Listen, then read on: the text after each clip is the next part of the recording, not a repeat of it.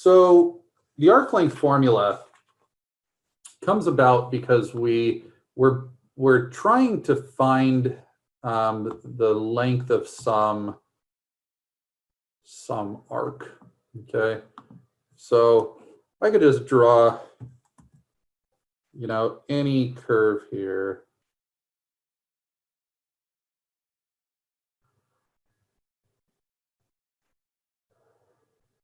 Okay, let's just say that this curve is f of x. Okay, and so what you really need to recognize here is that you should picture this as some string. This curve is a string, to where if I was able to take that string and just pull it tight, now I would be able to just take out my ruler and measure it. Pretty simple. Okay. The problem is, how do I measure it when it's curving? Okay. So what you saw from the video is that eventually what we're trying to do is just turn basically each of these into tiny little lines to another point, and then a line to another point, and then a line to another point, and add up all of those lines. And eventually that should end up getting me an approximation, a pretty good approximation for the length of my curve from, let's say, A to B. Okay, let's say I want to find it from A to B. Okay. But notice that an integral would obviously be used because I want to make these distances infinitesimally small, right? So that then each of those distances would be so minute that they wouldn't really be lines anymore, and I would just be adding up an infinite amount of those teeny little line segments, eventually getting me the length of this curve. So we're just going to go ahead and look at just one piece of this curve from here to, say, here. Okay, and I'd like to find out what the length of that curve is. Okay, we actually refer to this length right here, just that length. We're going to refer to that as S from now on. So anytime we refer to S, okay, that's going to be the length. Okay, so if we think of this as just a line, okay, if I just connect to this with a line segment right here, okay, then I could approximate that distance by using the Pythagorean theorem, by just drawing a triangle here. And now if we look at that as a secant line between 2 points here, okay, then we should recognize that that's going to be the change in x, or rather, I guess we could call it delta x. And this is going to be delta y. Okay. So S is the actual distance on the curve. S is just, but the length of this hypotenuse right here is not directly S. But as these points get closer and closer together, then you could see that S is going to be or this distance will be a better approximation for that. Okay. All right, so let's just first of all say what S is approximately equal to.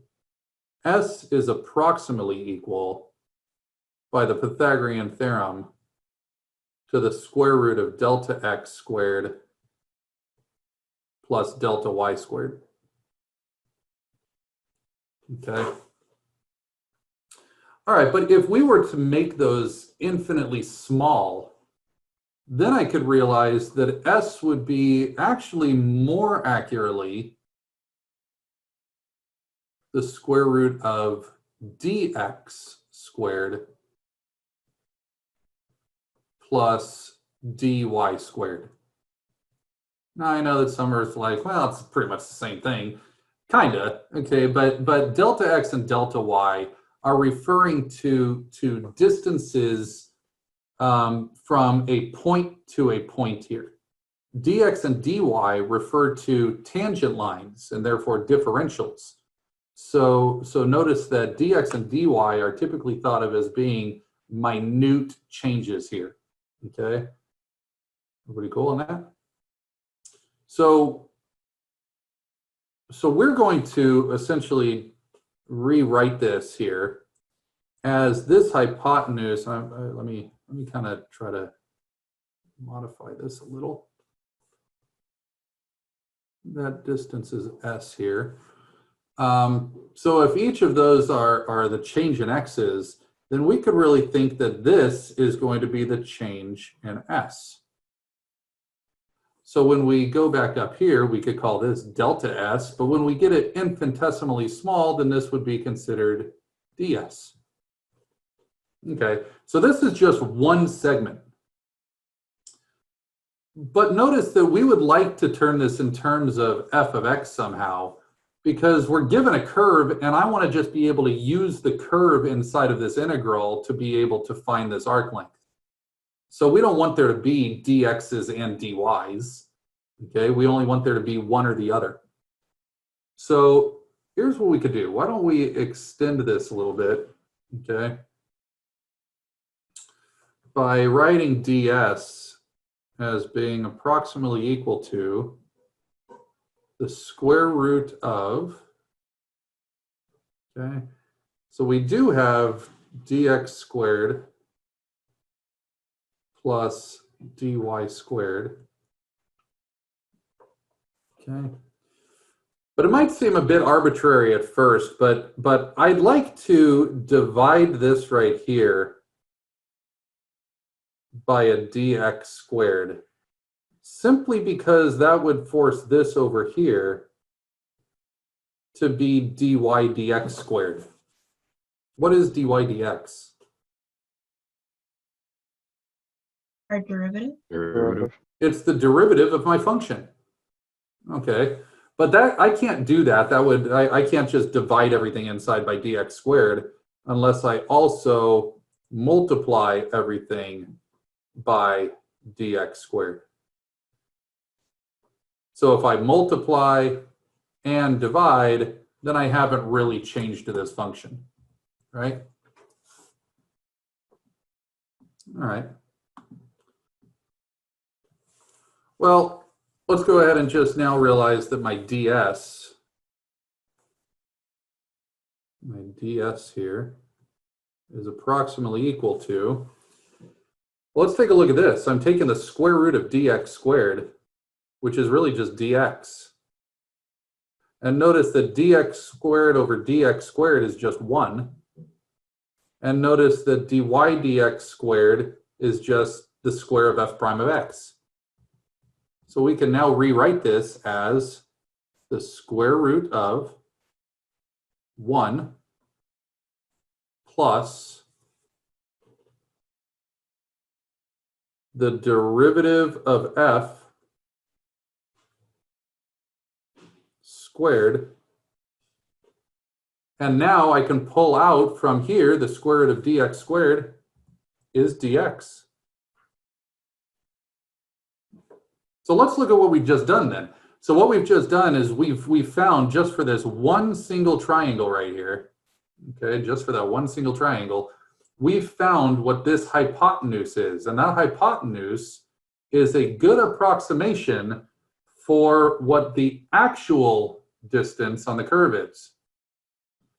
But we got to think of these as being infinitesimally small ds's, okay? So that's why we end up writing it in terms of ds and dy instead of delta x and delta y. Well, notice that now I'm going to go back to my picture here, and now let's just picture that the points that I choose are so close to each other that now I'm just taking the sum of a bunch of these little teeny s's, or rather change in s's. So why don't we go ahead and now integrate the left and integrate the right.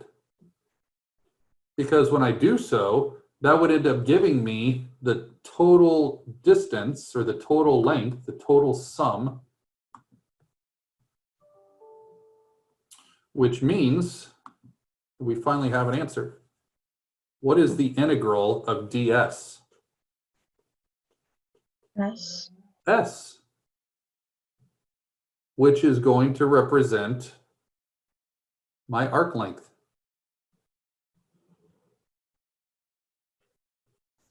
And apparently S is nothing more than just the integral, but I'm integrating from the beginning to the end in order to get a definite integral. So from the first x value to the last x value is going to be from x equals a to x equals b. But if I'm given the curve, then it turns out that this formula allows me to just simply plug in the derivative of the curve into this formula, 1 plus the derivative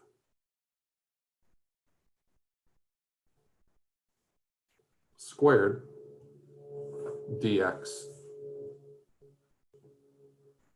And that is our answer. Okay, so let's draw that.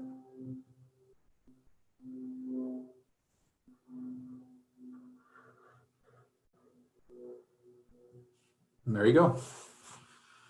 So now it's just a matter of plugging the derivative of my function into that formula and integrating to find the arc length.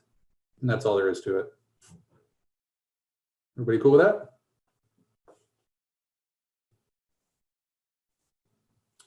All right, well, let's go ahead and do an example, and then we'll do an example of surface area. And I think that'll be it. All right, so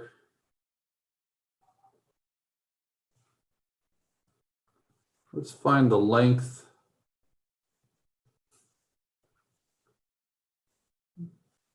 of f of x equals x squared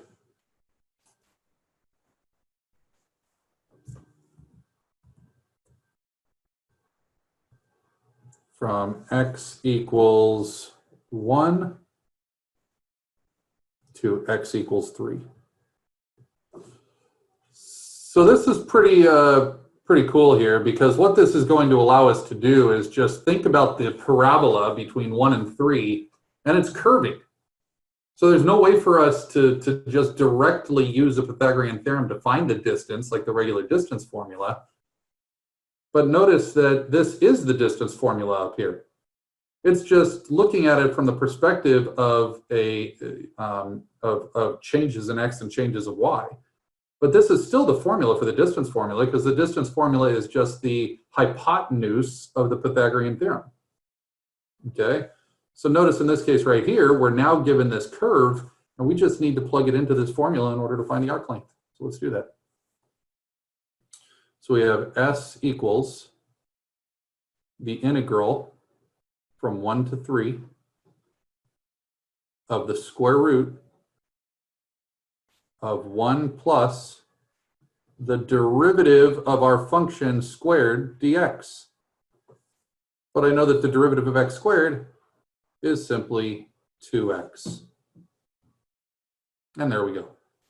I'm going to throw you into your breakout rooms for a couple of minutes to go through how you would integrate that function. Okay? Everybody cool on that? I mean, it's a really, really simple setup in order to find the arc length. Any confusion on that?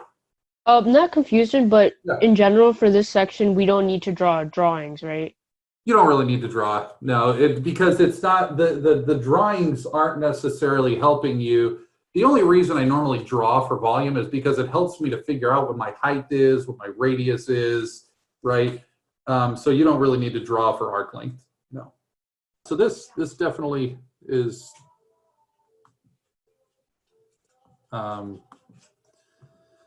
crazy, to say the least. So we'll start off with just the first part. I chose to do u substitution just because I wanted these to be, I wanted the integral of square root of 1 plus u squared to be a little easier to deal with. You didn't need to do that. You could have actually just kept it in terms of 2x, I suppose. But I thought that it was easier to do this. But remember, if you change to u's, you also have to change your limits of integration. So you just said, well, if u is equal to 2x, then my u values will now be 2 and 6 because I'm just doubling the integrals.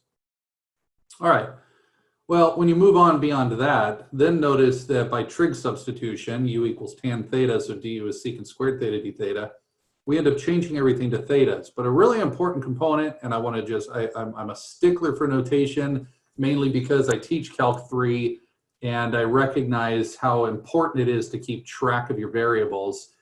If you change your variable to d theta, and you don't change these limits over here, you need to start labeling them as u equals 2 and u equals 6. That's a really important thing to do. Don't just say 2 and 6, because at that point, it represents that those are u values, okay?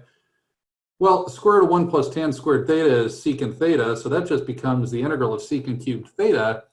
And this is not the first time we've done this integral. We've done the integral of secant cubed theta numerous times before. The only way we're able to do that is by integration by parts here. So we're going to make u equal to secant theta, which means dv is secant squared theta d theta. The derivative of secant theta is secant theta tan theta, and the integral of secant squared theta is tangent theta. So when we plug that into our integration by parts, I'm just doing a little side work so I don't have to keep writing my 1/2 and my definite integral the whole way through. I'm just going to do the side work to find out what the integral of secant cubed theta is. So we do uv minus the integral of v du. And so if you take a look at tan squared theta, you could rewrite that by the Pythagorean identity to be secant squared theta minus 1 again. And when we do so, notice that we get that this is the integral of secant cubed theta d theta minus the integral of secant theta. And look at how that integral showed up a second time. So anytime we have that integral of secant cubed theta showing up again, we can add it to the other side, which now means that we get 2 of those integrals of secant cubed theta d theta. Okay. Which is equal to secant theta tan theta minus the integral of secant theta d theta, which is the natural log of secant theta plus tan theta plus c. Okay. And if you now divide by this 2 to get the integral of secant cubed theta, then this becomes the integral of secant cubed.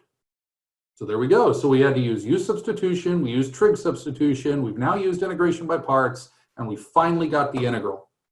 Now we're ready to start plugging everything in. So this integral from 1/2 to, or 1/2 from u equals 2 to u equals 6 is now, we're just going to replace this with 1/2 times another 1/2 is 1/4 times this. The problem is that I'm supposed to be plugging in u equals 2 and u equals 6, and these are still theta values. So that's why we're going to need our triangle. So we draw our triangle for tan theta. Tan theta was equal to u. So u over 1 gives me my opposite over hypotenuse. Get my hypotenuse, so square root of u squared plus 1. And now I can rewrite secant theta as hypotenuse over adjacent. Tan theta is opposite over adjacent. Plug them into the appropriate spots, apply the fundamental theorem, and this right here, this piece right here is the exact answer.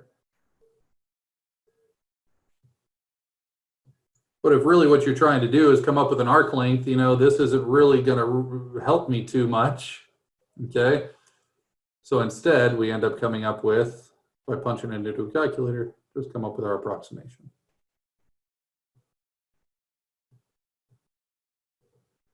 So we don't have to go all the way back to x. We can leave it as u when we integrate it. Yeah, that's a great question. We don't have to go back to x because we changed the limits of integration from x's into u's right away. So right once you change your limits of integration from x values up here into u values right here, you now are able to just plug in those u values so you don't have to plug or go all the way back to x again. So that's the beauty in a definite integral. When you use u substitution, just change your limits of integration right away. Okay? Thank you. You're welcome. All right, so that's that. I'm just going to go ahead and go through the formula now for surface area. Just I'll write down the formula. So that just means, you know, the problems that we did over the last few days on volume, now we're just saying how much wrapping paper do I need to wrap that solid? Okay, so what's the area of just the outer edge of this, right? So it kind of looks like the shell method in a way, okay?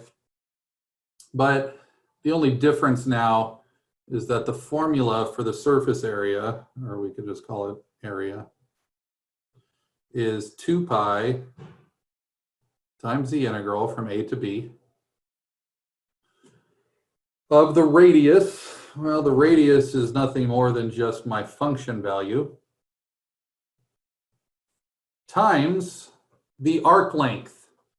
Because essentially all that's happening is instead of creating this cylinder, right, instead of creating like a shell like this,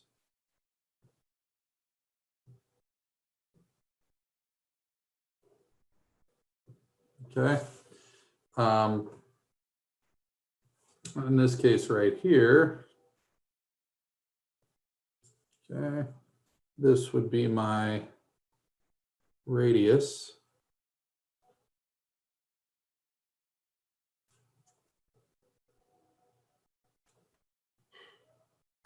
And this would be my height, right? So if I was doing this with the shell method, right, finding the volume, then each shell would have these parallel sides like this. Problem now is that we're moving along the curve. So now I should recognize that these sides are actually going to be diagonal.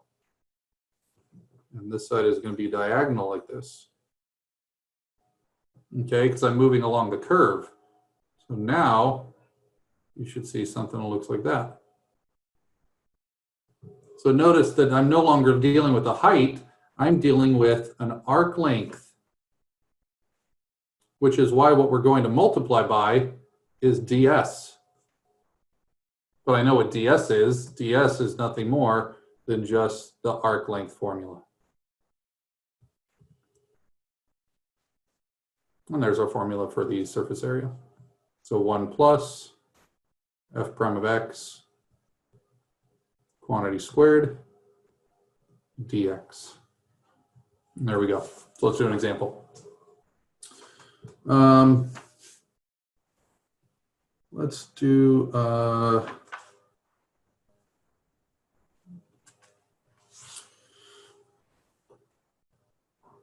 let's find the surface area.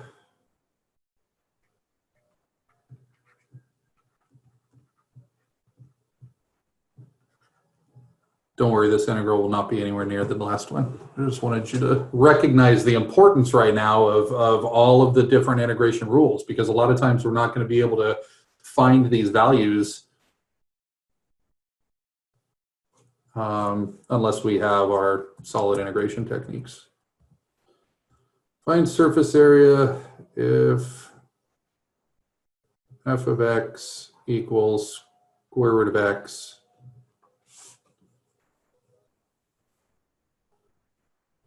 from x equals 1 to x equals 4 is revolved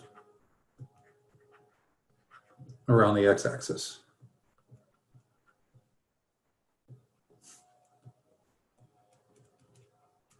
Okay.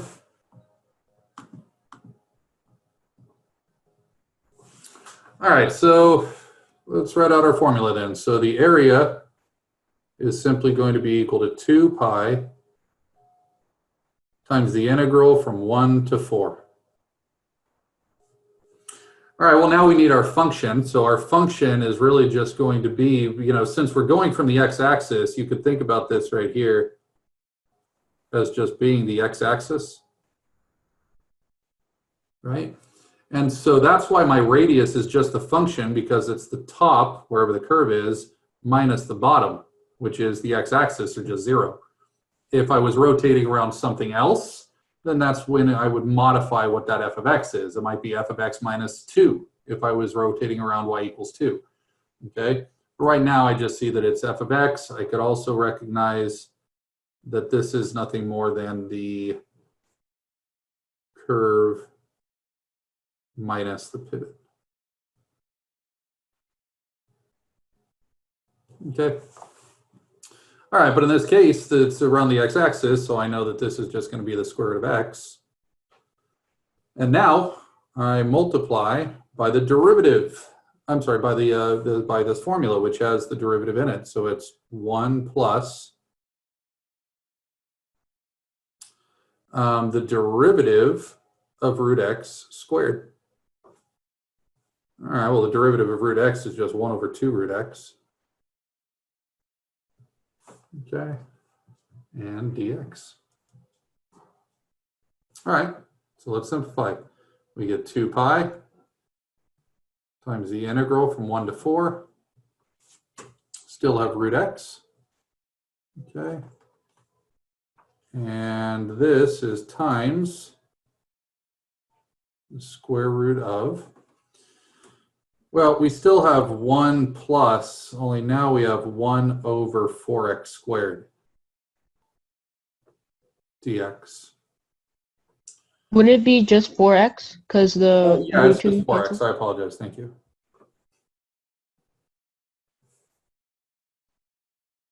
Okay, 1 over 4x. All right, so let's simplify that a little bit. So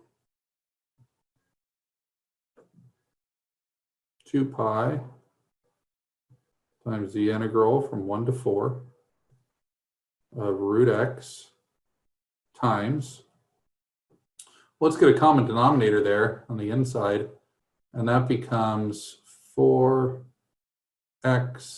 plus 1 over 4x dx. So this is a good demonstration to just show that when you're dealing with these formulas, a lot of times it's just a matter of doing a bunch of algebra until we can simplify here. Okay. Well, a couple of things you can do here. We have 2 pi times the integral from 1 to 4 of root x times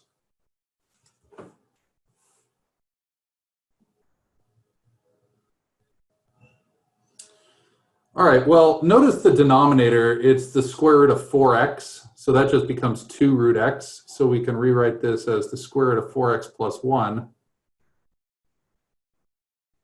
over 2 root x. Which turns out to be pretty nice because now that root x cancels with that root x.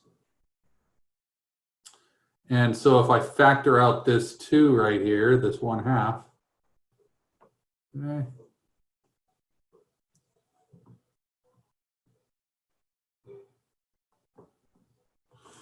then that just becomes pi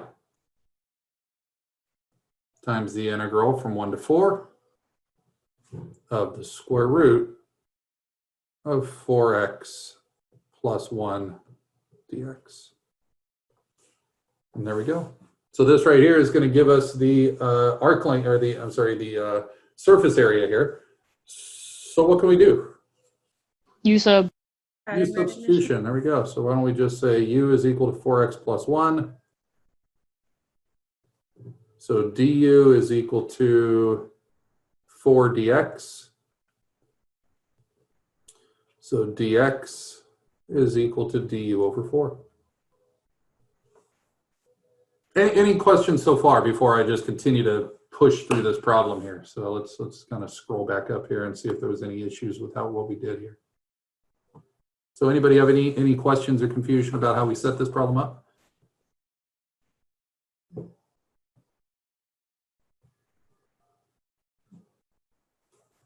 Any of the algebra we did here?